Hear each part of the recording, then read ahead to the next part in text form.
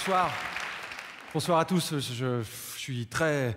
Enfin, c'est la troisième fois que je viens là et que j'étais, avant de rentrer dans la coulisse, je regardais François, je regardais Élie, je regardais Jonathan, Virginie, tout ça. Je me disais, mais wow, qu'est-ce que je fous là?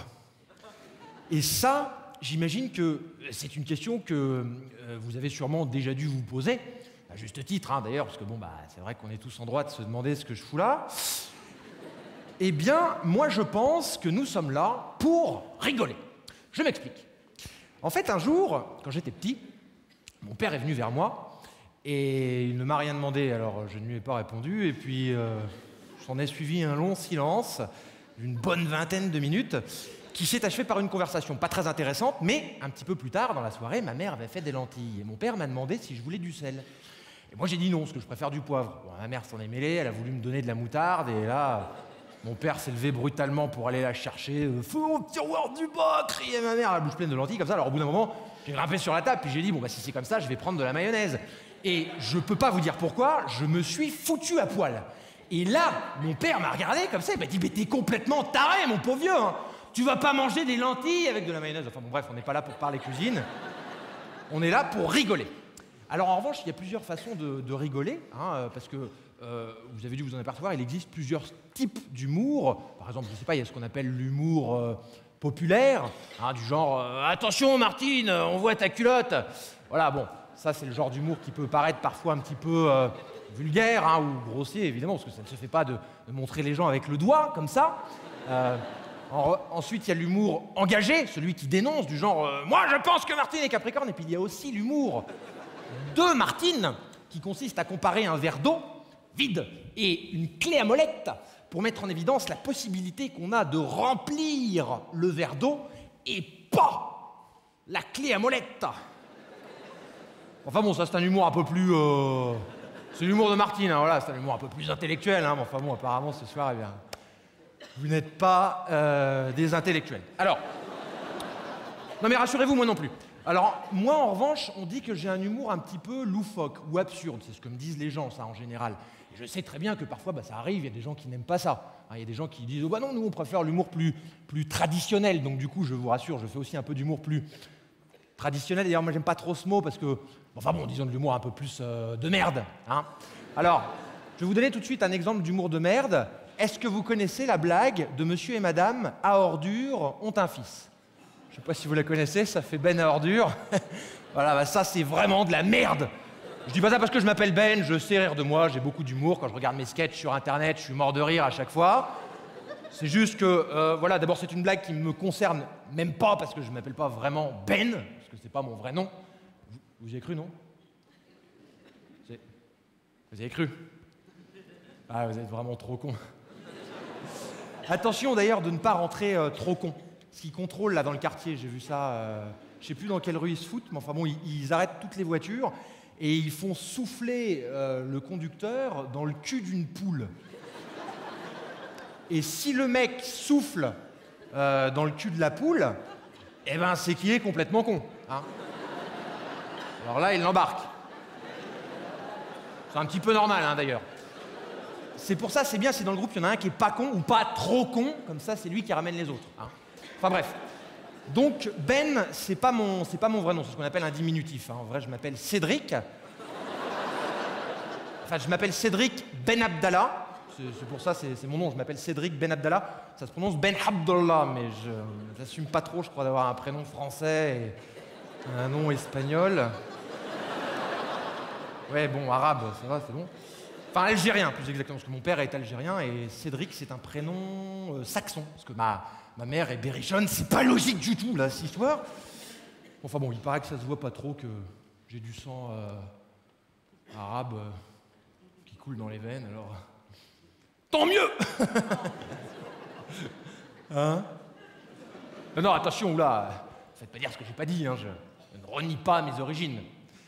Enfin, je veux dire, celle de mon père. Parce que moi, je suis français, ma mère est française.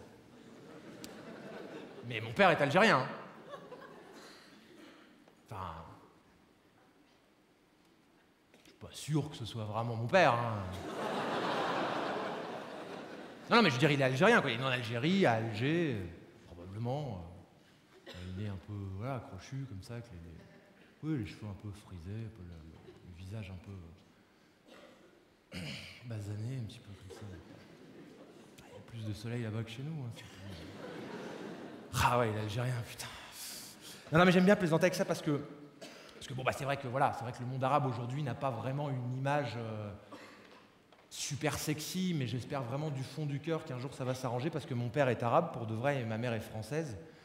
Et ça, je trouve que c'est quand même la preuve que c'est possible de se marier avec une personne, même si elle n'est pas du même sexe. Oh, c'est rigolo! Et ça ne veut pas dire qu'il faut se taper le cul par terre. Mais c'est vrai que moi, j'ai pas toujours très bien vécu de m'appeler Cédric Ben Abdallah parce que, bon, aujourd'hui, ça va, parce que je vis à Paris, c'est une ville cosmopolite où les gens ont l'habitude de voir des étrangers voler des voitures ou vendre de la drogue, ce genre de choses, mais moi, j'ai grandi en province, en France, en Bourgogne. Je ne sais pas si vous connaissez la Bourgogne, c'est une région très célèbre pour le vin. On fait beaucoup de bons vins. Il y a énormément d'ivrognes dans cette région. D'ailleurs, il y a une légende qui dit qu'en Bourgogne, les gens ont tellement d'alcool dans le sang que les moustiques attrapent la cirrhose du foie. Bon, je ne sais pas si c'est vraiment ça. Moi, quand j'étais petit, j'allais à l'école là-bas, quoi, dans cette petite campagne. Et puis, à l'école, j'étais le seul petit garçon qui avait un nom à consonance étrangère. J'étais le seul métis, quoi. Tous les autres enfants étaient consanguins. Et ça, c'est vrai que c'est un truc que j'ai un peu... Je suis très content d'avoir grandi là-bas, mais je pense qu'il y a un moment, quand même, quand on grandit dans un petit village, quand même, il faut aller voir un petit peu ce qui se passe ailleurs. Parce que sinon, si on reste enfermé dans son petit truc comme ça, on a de fortes chances de devenir, je ne vais pas dire con, mais enfin, disons, ouais, voilà, garagiste, hein, ou quelque chose comme ça, quoi. Mais en plus, j'ai eu une enfance très difficile parce que mes parents ont divorcé quand j'avais 8 ans. J'étais très jeune, on allait au tribunal. C'était un mercredi matin, il y avait Dragon Ball Z à la télé. L'épisode n'a jamais été rediffusé, j'ai très mal vécu. En plus, le juge a demandé à mes parents, enfin, m'a demandé si je voulais vivre avec mon père ou ma mère. Moi, je savais pas quoi répondre. J'étais trop jeune, j'avais 8 ans. Je lui ai dit non, mais monsieur, je voudrais juste regarder la télé, s'il vous plaît. Du coup, mes parents sont venus pour essayer d'influencer ma décision devant le juge. Hein. Ma mère est venue, elle m'a dit « Écoute, mon chéri, j'aurais pas le temps de m'occuper de toi, faut que tu ailles vivre chez ton père. » Mais mon père, bon, c'est quelqu'un qui m'a jamais fait confiance. Voilà, il a toujours cru que je lui volais de l'argent dans son portefeuille. Ça doit être à cause de mes origines, certainement. Ah ouais, les gens sont bourrés de préjugés, hein, vous n'avez pas idée. Hein. Alors que jamais de ma vie, mais jamais, au grand jamais, je n'ai volé de l'argent une fois, parce que j'avais besoin de thunes, c'est tout. Alors, c'est pas pareil. J'ai fait les conneries qu'on fait, voilà, quand on est gamin, quoi. Bon, j'avais vendu la télé du salon à un copain. Bon. Pas de bol, mon père s'en a aperçu. Il m'a fait une comédie. Il arrive comme ça, il fait oh oui, c'est bizarre, j'ai l'impression qu'il manque un truc dans le salon. Alors moi, je lui dis ah bon, ben, je vais faire un tour. Et il me dit non, viens voir, j'aimerais quand même qu'on en parle tous les deux. Je lui dis bon, écoute, papa, j'aime pas trop quand tu me tires par les cheveux, mais vas-y, je t'écoute. Et il commence à me dire oui, qu'est-ce que t'as foutu de la télé, tout ça. Alors là, je lui dis aïe, attention, tu me gifles. Et je rajoute comme ça, de toute façon, moi, la télé, je sais pas où elle est. Ah si, attends, maintenant que tu m'étrangles, ça commence à me revenir. Bon, là, comme j'ai compris qu'il commençait un peu à se douter de quelque chose, parce que j'étais vif à l'époque, hein, j'allais vite, comme ça, j'arrivais bien à anticiper les choses, je me suis dit, bon, là, il se doute de quelque chose.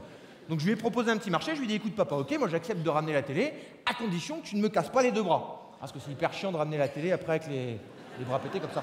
Bah, ça s'est très bien passé, hein, il m'a relâché, et puis, tac, je suis parti chercher un appartement à Paris. Ben, messieurs, dames, Ben!